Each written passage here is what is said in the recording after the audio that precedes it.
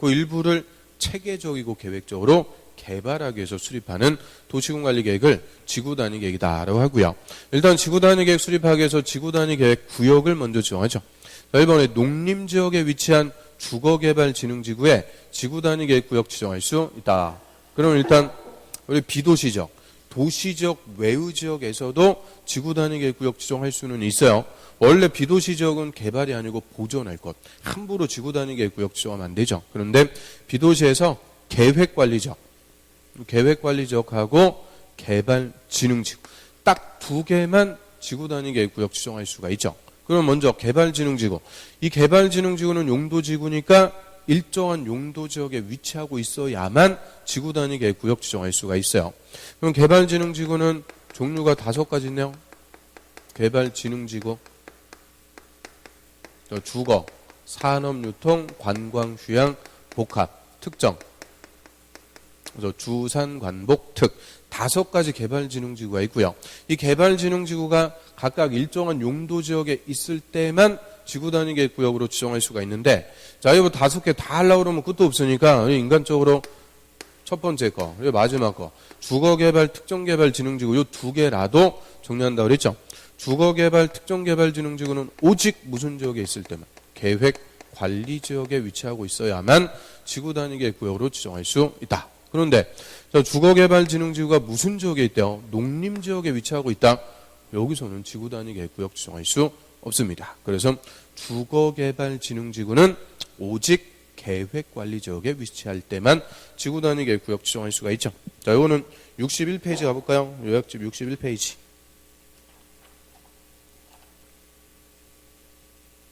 저 혼자 하는 것 같아갖고 그 61페이지 맨 밑에 그 개발진흥지구 맨 밑에 보면은 그 1번 주거개발 그리고 복합은 신경 쓸 필요 없다 그랬죠. 특정개발진흥지구 2개는 온리 무슨 지역? 계획관리지역. 그래서 오직 계획관리지역에 있어야 돼요. 그 다음에 이번에 지정하려는 구역 면적의 50% 이상이 계획관리지역. 저 계획관리지역의 50% 이상. 그럼 나머지가 있죠. 나머지는 생산관리지역 또는 농림지역이 아니고 보전관리지역.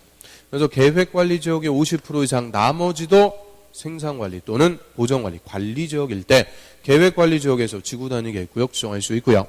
자, 이 계획관리지역의 지구단위계획구역 지정하려면 면적, 원칙은 3만 이상. 아파트 연립주택 지으면 주거용이니까 그거는 30만, 10배, 30만 이상. 원칙 3만인데 아파트 연립주택 지으면 30만 이상. 뭐 기반시설 공급할 수 있고 환경 등의 훼손 우려가 없으면 지구단위계획구역 지정할 수 있다. 그래서 농림지역이 또 틀렸죠. 그 다음 3번에 지구단위계획구역에서는 건축법에 의한 대지분할 제한 규정을 완화 적용할 수 있다.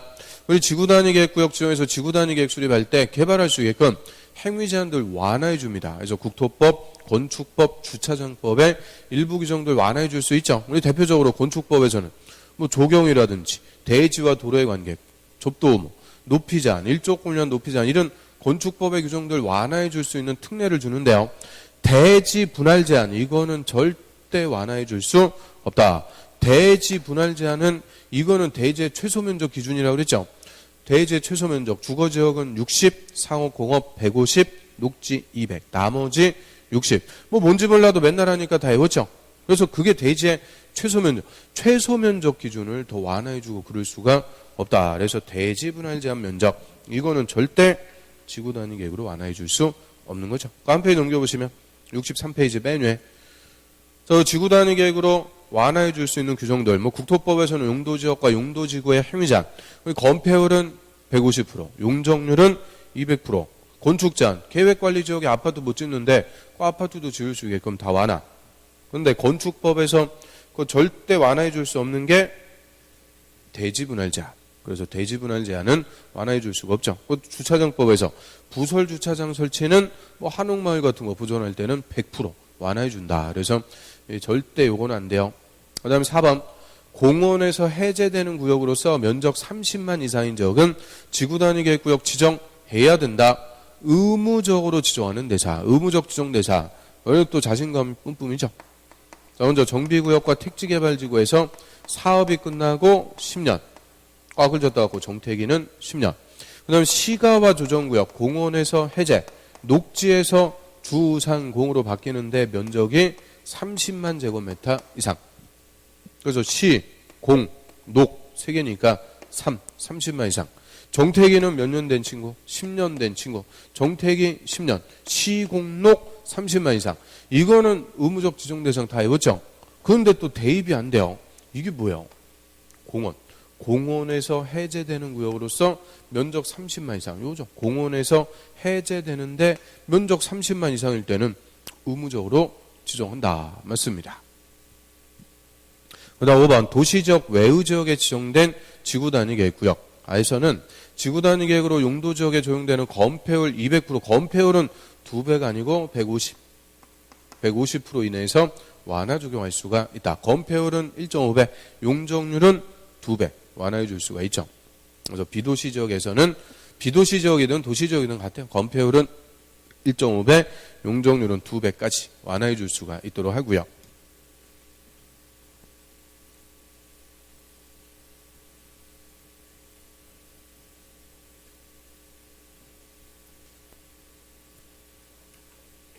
그 다음 9번 도시군 계획 시설 사업과 관련해서 허용되는 것은 그럼 이 도시군 계획 시설을 설치 정비 개량하는 사업을 도시군 계획 시설 사업이다라고 하고요. 자, 그럼 도시군 계획 시설 사업과 관련해서 1번 지방공사인 사업 시행자에게 이행 보증금을 예치하게 한다. 그럼 우리 이행 보증금은 뭐 하려고 예치해요? 자, 실시 계획 인가하면서 조건부 인가할 수가 있죠. 기, 위, 환, 경. 기반설, 위해 방지, 환경 오염 방지, 경관이나 조경 등의 조치를 조건부로 인가하는데 이 조건을 이행할지 안 할지 믿을 수가 없으니까 돈을 내줘야 하는 것을 이행 보증금, 조건의 이행을 보증하기 위해서 내도록 해요. 그런데 공공은 조건을 이행하지 않을 염려가 없는 공신력 있는 자들, 그래서 공공이 보증금 낸다 그러면 무조건 틀린다 그랬죠. 그래서 지방공사는 공공이니까 보증금 예치한다 그러면 무조건 틀려요. 그래서 이후에도 다 똑같아요. 하여튼 공공이 보증금 낸다 그러면 무조건 틀리죠. 그럼 우리 공공 부문 누구 있어요? 자, 민간의 반대말이 공공이죠. 넓은 의미에서 공공 부문 하면은 먼저 국가와 지자체, 행정청 당연히 공공 부문이고 그다음에 국가가 만드는 공사들, 공공기관, 토지주택공사 같은 거, 또 지자체가 만드는 공사, 지방공사. 이런 국가나 지자체, 행정청하고 공기업들을 다 포함해서 넓은 의미에서 공공부문, 그리고 공공이 아니면은 민간부문. 그래서 행정청에서 이 공기업을 포함한 게 공공부문이라고 하고요. 공공부문이 아니면 민간부문. 그래서 공공은 보증금 내치가 일체 없어요. 그다음 이번에 행정처인 시행자가 시설사업에 관한 조사나 측량을 위해서 허가 없이 타인 토지에 출입한다. 맞습니다. 2번이 정답. 자, 그럼 53페이지 가볼까요? 53페이지. 하루 5번에 타인 토지에 출입, 그 출입할 때 절차, 그거 한번 보면. 저는 시설사업의 조사나 측량 시행을 위해서 필요하면 족법 절차에 따라 타인 토지에 출입할 수 있죠. 출입하는데 행정청인 시행자일 때는 출입하려는 날에 7일 전까지 소유자 등에게 일시, 장소 등을 통지 완료만 주면 돼요. 이에 반해서 비행정청인 시행자 출입할 때는 7일 전 통지 플러스 뭐까지? 허가. 그래서 비행정청인 시행자만 출입 허가 받는 거예요. 행정청인 시행자는 출입할 때 허가 필요 없다. 그럼 비행정청인 시행자는 출입의 허가 이거 누구한테 와서 받아요? 허가. 특, 광, 시장, 군수.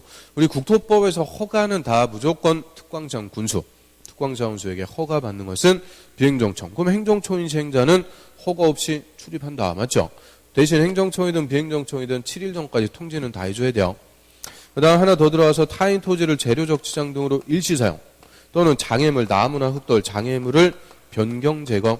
나무가 너무 높아갖고 그냥 크레인 걸리고 장애물이면 잘라버릴 수 있다. 그죠? 그래서 일시사용하거나 장애물 변경 제거, 이거는 직접적으로 재산권을 침해합니다. 남의 나무 함부로 자르고 그러면 안 되니까 행정청이든 비행정청이든 동의받아야 돼요. 동의 받고 3일 전까지 소유자 등에게 일시와 장소를 통지 알려줘야 되죠.